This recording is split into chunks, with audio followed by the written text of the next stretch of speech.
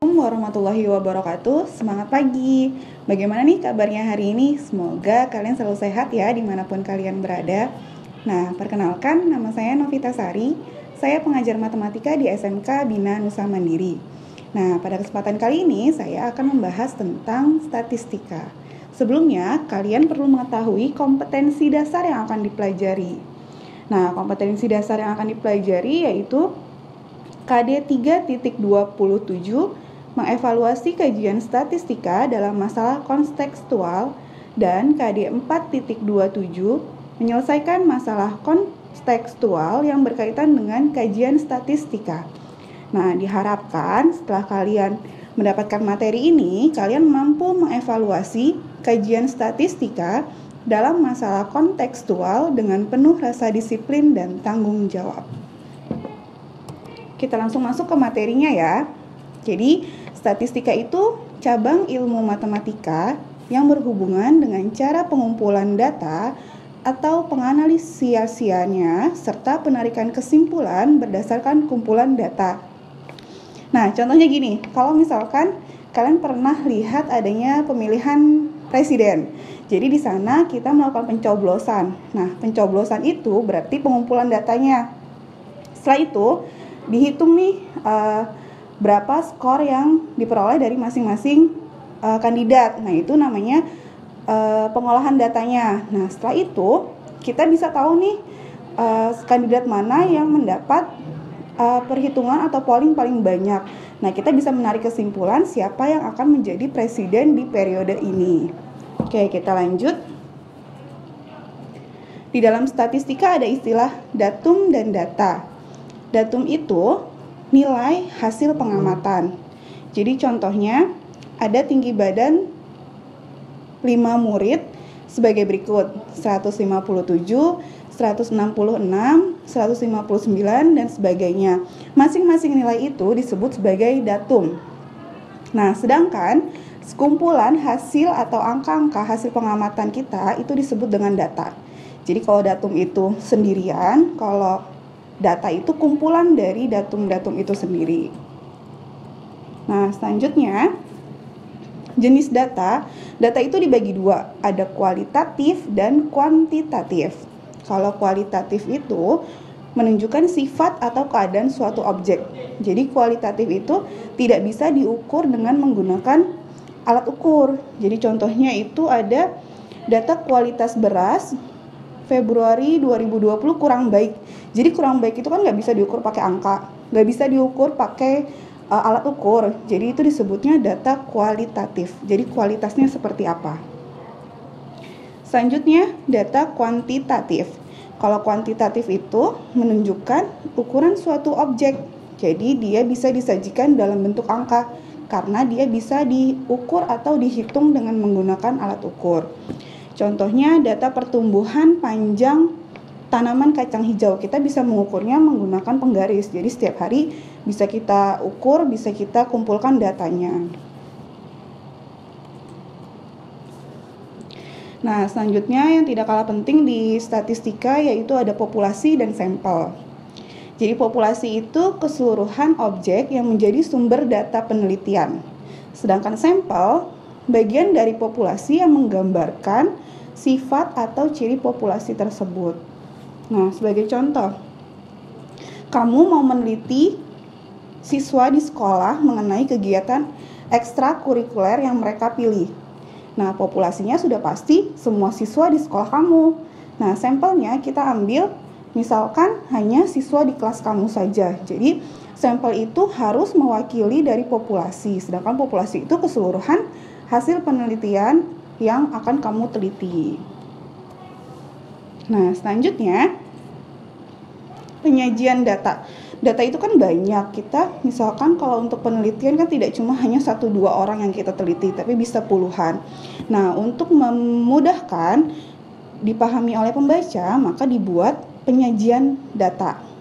Nah, penyajian data itu bisa berupa tabel dan diagram. Nah, kalau misalnya tabel, bentuknya itu berupa baris dan kolom. Jadi kita mengumpulkan data-data ke dalam kelompok yang sama pada suatu baris atau kolom, sehingga setiap kelompok memiliki frekuensi atau jumlahnya masing-masing tergantung dari nilai yang kita teliti.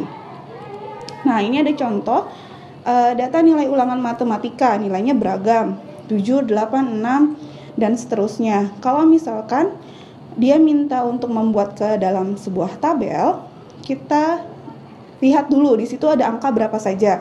Ada angka 5, 6, 7, 8. Jadi kita buat tabelnya itu nilai, turus, dan frekuensi.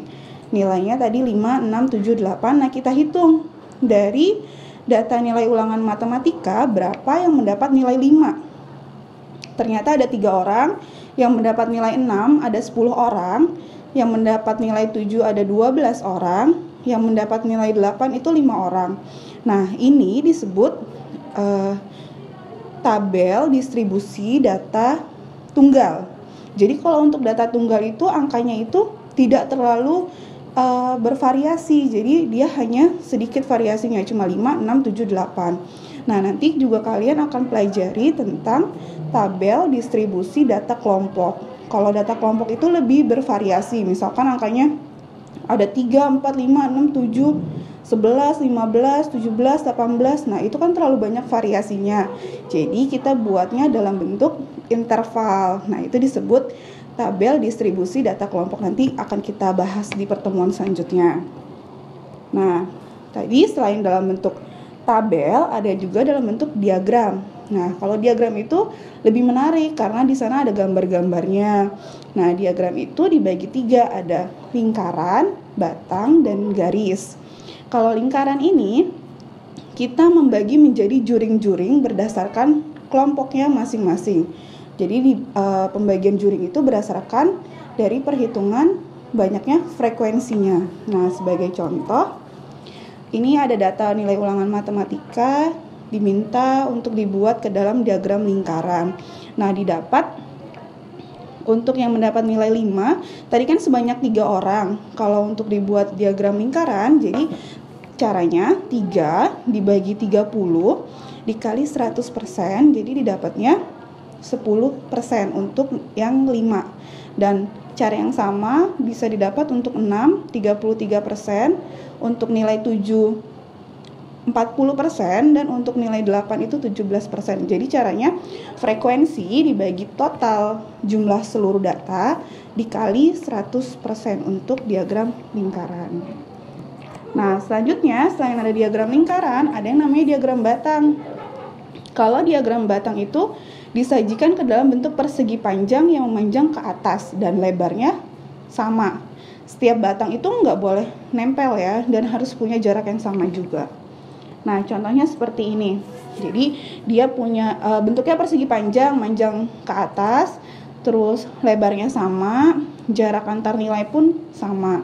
Nah, terhadap sumbu X itu ada nilai ulangannya berapa? Di situ ada 5, 6, 7, 8.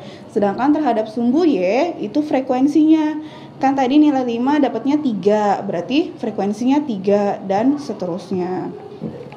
Selanjutnya saya ada diagram batang, ada yang namanya diagram garis. Hampir sama seperti diagram batang. Kalau garis ini digunakan untuk mewakili data yang diambil secara berkala dari waktu ke waktu selama interval tertentu. Nah, ini contohnya. Jadi, kalau tadi kan batang itu dibuatnya persegi panjang. Kalau misalnya garis, pertama kali itu kita buat titik-titiknya. Jadi, untuk 5 itu titiknya di 3, 6 itu di 10, 7 itu di 12, 8 itu di 5. Nah, kita hubungkan titik-titik tersebut sehingga membentuk garis. Nah, dari pembahasan yang tadi sudah dibahas, supaya kalian lebih memahami apa yang sudah dipelajari, kalian bisa mengerjakan latihan soal ini. Nah, kalau misalnya ada yang belum jelas, kalian bisa tinggalkan komentar di kolom komentar. Mohon maaf apabila ada kesalahan kata. Akhir kata, wassalamualaikum warahmatullahi wabarakatuh.